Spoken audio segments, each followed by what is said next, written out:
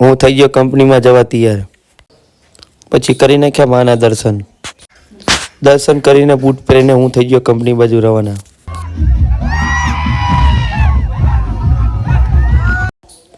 આવી ગયા કંચનભાઈ બાઇક લઈને લેવા. બાઇકમાં બેસીને થઈ ગયા કંપની બાજુ રવાના. ગામના બસ સ્ટેન્ડમાં મળી ગયા માફિયા આકાશભાઈ.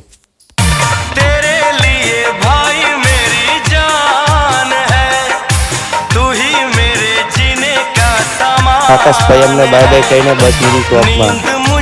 પછી હું અને મારો ભાઈબંધ રાહુલ બેસીને થઈ ગયા કંપની બાજુ રવાના. વચ્ચે જોયું તો કરણભાઈ આખો રોડ રોકીને બેઠા. રાહુલભાઈને એક ઈશારેથી કરણભાઈએ ગાડી સાઈડમાં લઈ લીધી. પછી અમે નીકળી ગયા.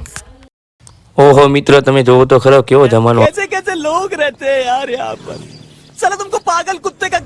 સામેથી આવી ગઈ અમેલીની ગાડી. હા છે વણીની ફાટક, તમે જોઈ શકો છો મિત્રો. કંચનભાઈ ટોપ ગિયરમાં બાઇક મૂક્યું એટલે અમે પોકી ગયા વણી. મિત્રો કોમેન્ટ કરી દીધો આ કોની લારી છે. બાઇકમાં પતી ગયું હતું પેટ્રોલ તો કંચનભાઈ ફૂલ કરી દીધી ટાંકી.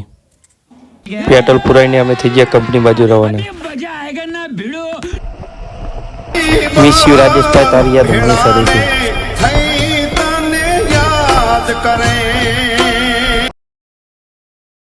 પછી પોકી ગયા કેસર હોટલ. અમે પોકી ગયા હાંસલપુર ચોકડી. કંચનભાઈ અમને ઉતારીને બાઇક મૂકવા રવાના થઈ ગયા.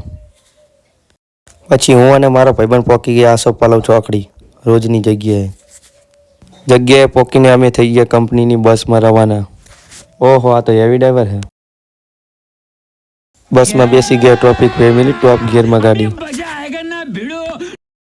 પછી 10 મિનિટમાં પોકી ગયા સચાણા. ટ્રાફિક ભાઈની ગાડી તો જો કેટલી ફૂલ જાય છે. પછી પોકી ગયા 70 મીટર કંપની.